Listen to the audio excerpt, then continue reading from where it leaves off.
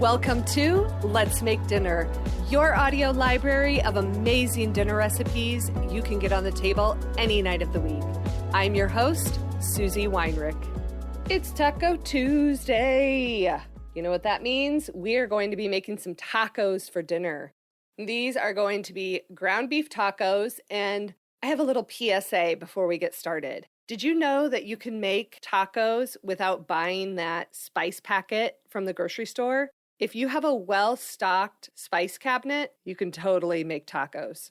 This is a great budget-friendly dinner. 1 pound of ground beef, some taco shells, maybe some toppings, salsa, and your spice cabinet. And you have dinner made in under 30 minutes. Before we get to making this recipe, let me go over a couple tips that I have for you when you're making homemade ground beef tacos. First of all is your ground beef. I recommend that you use an 85-15 ground beef. If you have 80-20, it will totally work. I just find sometimes 80-20 in tacos can get a little bit greasy. The 85-15 or even a 90-10 still has enough fat to be flavorful, but not so much fat that you're going to have greasy taco meat.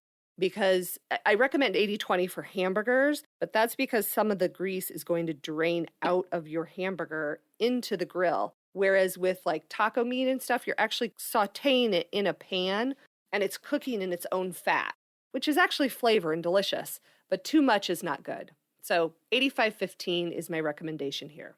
Number 2, this is a piece of equipment that I love and I use way more than I thought I would. I am not one who likes equipment in the kitchen just to have equipment. I like things that I use often. I'm not even sure of the technical name of this piece of equipment. I call it a meat masher, and it's basically looks like a 4-pronged spatula. It has like a cross, and you literally can mash the meat up and crumble the meat really well. It works great for sausage that can sometimes be hard to crumble. Let's get on to this recipe. So you're going to want to take a large skillet over medium heat and add some oil to that pan. About a tablespoon of olive oil or vegetable oil will work as well.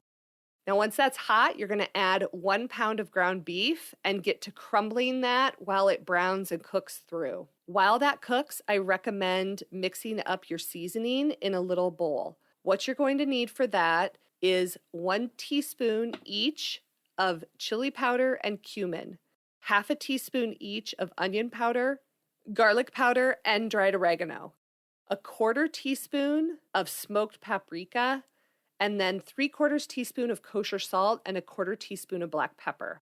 If you like a little spice, you could certainly add some red pepper flakes in there or some cayenne pepper. Now mix that together with a fork and set that aside for just a minute. Go back to the ground beef and drain off any excess grease that has collected in the pan. Then you're going to stir in 1.5 tablespoons of tomato paste. Get that coated on all of the ground beef, and then you're going to sprinkle in your seasoning. Again, stir it around the pan, get everything nice and coated. Pour in 1/3 cup of water, and then just let that simmer for about 2 minutes, and it will get nice and syrupy isn't the right word. It gets nice and kind of thick and coats the ground beef and makes it look like taco meat. Now you're going to remove that from the heat and it's time to make your tacos. So however you like your tacos, hard shell, soft shell, lettuce, cheese, sour cream, salsa, guacamole. I've got a great salsa and guacamole recipe that I will link in the show notes for you. But however you like it, set it all out and let everybody make their own tacos. Now, as far as side dishes, if it's a busy night, put out some chips, salsa, and guacamole and call it good. If you want it more of a full, Mexican-style dinner, I've got a great recipe for 15-minute refried beans, which let me tell you, the secret to really good refried beans is using a can of whole pinto beans and a can of refried beans. Mix it together, so good. Then I also have a great recipe for Mexican rice that I will also link in the show notes for you. That does it for ground beef tacos. Pretty easy, right?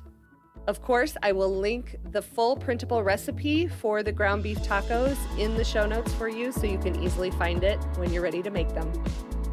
That does it for today. If you are enjoying these episodes of Let's Make Dinner, I would love it if you would subscribe or follow in your preferred podcast player.